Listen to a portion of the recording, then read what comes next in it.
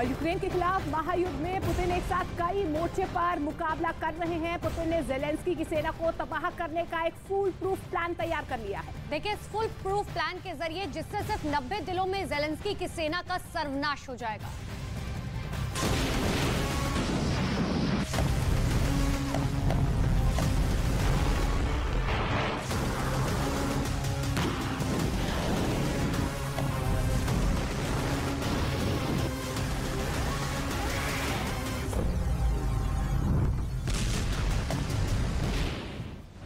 खून से सनी यूक्रेन की मिट्टी अभी और खून से नहाएगी।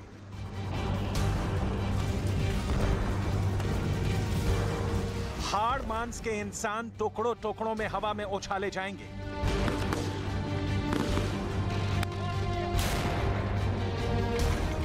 सेना आमने सामने नहीं होगी, मिसाइलें भी नहीं चल रही होंगी, तोप के मुंह भी बंद होंगे, दंदनाती दो तरफा चलती गोलियां भी खामोश होंगी।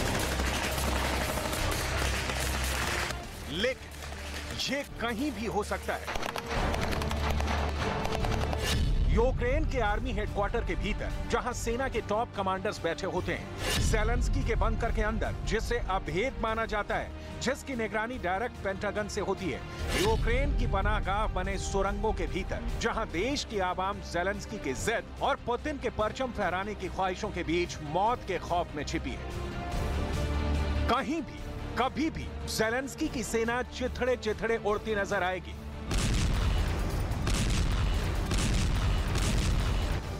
ज़ेलेंस्की की सेना को इतनी भयानक मौत देने की पुतिन ने क्यों सोची? इसकी डिटेल में जाने से पहले वो हथियार या कहें कि उस वायरस के बारे में आपको बता दें जो सिर्फ 90 दिनों में ज़ेलेंस्की की सेना को लील जाएगा।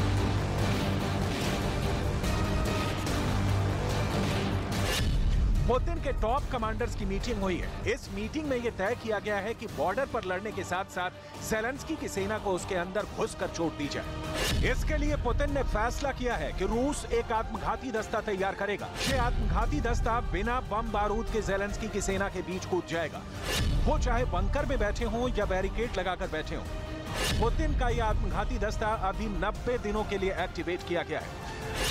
जंग के कैलेंडर के पन्ने आंधी की तरह पलट रहे हैं। हर गुजरती तारीख पुतिन के लिए मुश्किलों का नया दौर लेकर आती दिख रही है।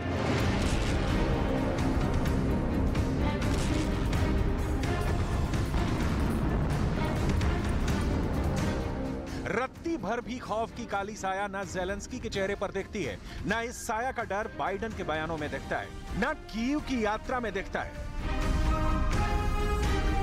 पुतिन युद्ध और शांति के चक्रव्यूह में फंस चुके हैं। पुतिन को यहां से निकलने के लिए अब कुछ सरप्राइज देश को देना ही होगा। जंग लड़ना ही बड़ा काम नहीं होता है, जंग में मुल्क की आवाम के साथ मिलते रहना भी बड़ी बात होती है। लिहाजा पुतिन ने 90 दिन का एक बिल्कुल सुनियोजित लेकिन निशंस आत्मघाती प्लान तैयार किया है। इसकी डिटेल में जाए उससे पहले उन कारणों की तलाश कर लेते हैं जो जंग में सुसाइड एलिमेंट में शामिल होने का कारण बन गई है। जैसा कि पश्चिमी मीडिया की रिपोर्ट बताती है,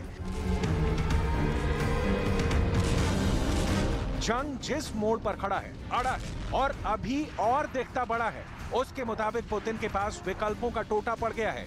ये इसलिए कि यहां से पीछे लौटने का मतलब है, पहला, अमेरिका की चौधराहट को रूस की सलामी, और दूसरा ये कि रूस की जनता के सामने राष्ट्रपति पुतिन की बदनामी। लेकिन यूक्रेन की दहकती जमीन से जो खबरें आ रही हैं, वो ये बता रही हैं कि यूक्रेन की सेना जर्रे जर्रे के लिए जान की बाजी खेल रही है। अब पुतिन के पास ऑप्शन बचता है सिर्फ और सिर्फ एटम बम गिराना।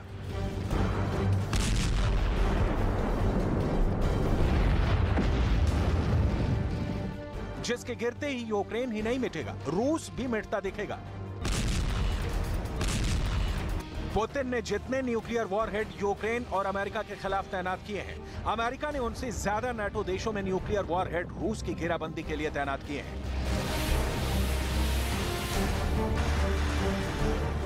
लिहाजा एटम बम गिराने की जल्दी की कहानी को विराम देते हैं और पुतिन के उस सुसाइड दस्ते पर फोकस करते हैं जो ज़ेलेंस्की की सेना के सामने अब तक का सबसे भयंकर दुश्मन बनकर खड़ा होने वाला है।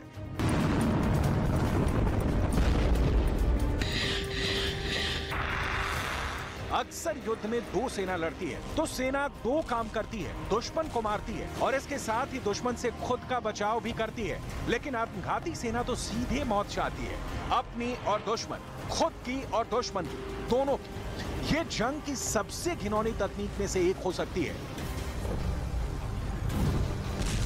लेकिन पुतिन इस तरह के प्लान पर काम कर रहे हैं तो इसे बहुत गंभीरता से समझने की जरूरत है।